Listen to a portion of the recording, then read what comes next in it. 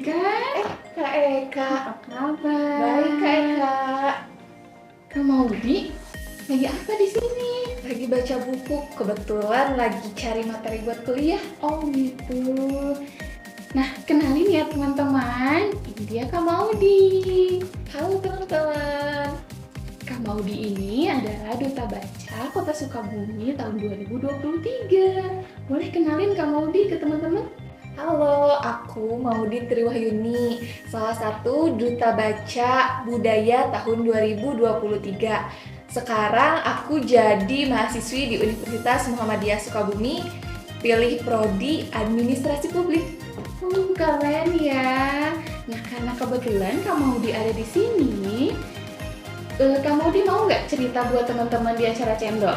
Boleh, mau cerita apa nih Kak Eka? Terserah, Kak Maudi mau cerita apa buat teman-teman? Gimana kalau cerita membelah lautan? Siapa yang membelah lautan? Kalau mau lebih jelasnya nanti deh didengerin. Teman-teman penasaran? Siap mendengarkan ya?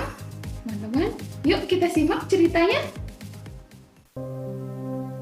Waqala Musa, ya Fir'aunu, inni rasulun min rabbil alamin.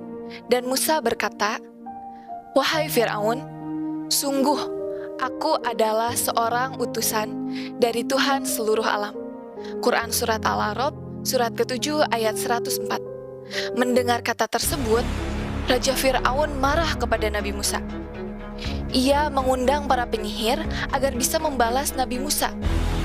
Ia berkata, lemparkan tongkat dan tali kalian. Para penyihir kemudian melemparkan tongkat dan talinya, sampai tongkat dan tali tersebut berubah menjadi ular. Raja Fir'aun tertawa sangat kencang karena merasa senang. Tetapi Nabi Musa tidak tinggal diam. Ia langsung mengangkatkan tangan kanannya dan melemparkan tongkatnya, sampai tongkat tersebut berubah menjadi ular yang besar. Dan apa yang terjadi kemudian? Kemudian ular Nabi Musa memakan ular-ular para penyihir. Para penyihir terkejut dan langsung bersujud kepada Nabi Musa. Melihat hal tersebut, Raja Fir'aun merasa kesal dan marah. Ia berkata, hukum semua para penyihir. Pada suatu hari, Raja Fir'aun memerintahkan pasukannya agar mencari Nabi Musa dan pengikutnya. Tetapi Nabi Musa dan pengikutnya sudah lari dari Mesir. Mereka berjalan hingga sampai di tepi lautan. Nabi Musa langsung memukulkan tongkatnya ke tanah dan laut membelah menjadi dua. Mereka langsung menyeberangi lautan tersebut.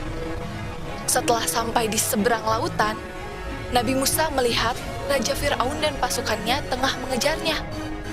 Nabi Musa pun langsung memukulkan kembali tongkatnya ke tanah, hingga lautan kembali menyatu. Akhirnya, Nabi Musa dan pengikutnya selamat, sedangkan Raja Fir'aun tenggelam dengan kezalimannya. Demikian cerita tentang membelah lautan. Semoga kita bisa mengambil hikmah dan pembelajaran dari cerita tersebut. Nah, itu dia teman-teman cerita Nabi Musa alaihi salam. Ternyata yang membelah lautan itu adalah Nabi Musa. Nah, teman-teman, semoga teman-teman bisa mengambil hikmah dari cerita yang sudah dibacakan oleh Kak Maudi. Sebelum kita tutup acaranya, teman-teman, kita dengarkan yuk pesan-pesan dari Kak Maudi. Kenapa sih kita harus rajin baca buku? Kalau pesan dari aku, untuk pesan ceritanya dulu, pesan cerita dari membelah lautan ini, janganlah kita hilang harapan kepada Allah dan janganlah kita meragukan Allah. Karena sesungguhnya Allah akan menolong hamba-hambanya yang memuliakannya. Dan pesan dari aku untuk kalian yaitu, rajinlah kalian membaca buku, karena buku itu adalah ilmu, dan ilmu itu adalah suatu kebutuhan untuk kita. Dan kita harus mempunyai prinsip, penuhilah diri kita, puaskanlah diri kita dengan kebutuhan, bukan dengan keinginan. Oke, siap Kak Maudi? Siap ya teman-teman? Kita rajin baca buku untuk memenuhi kebutuhan kita.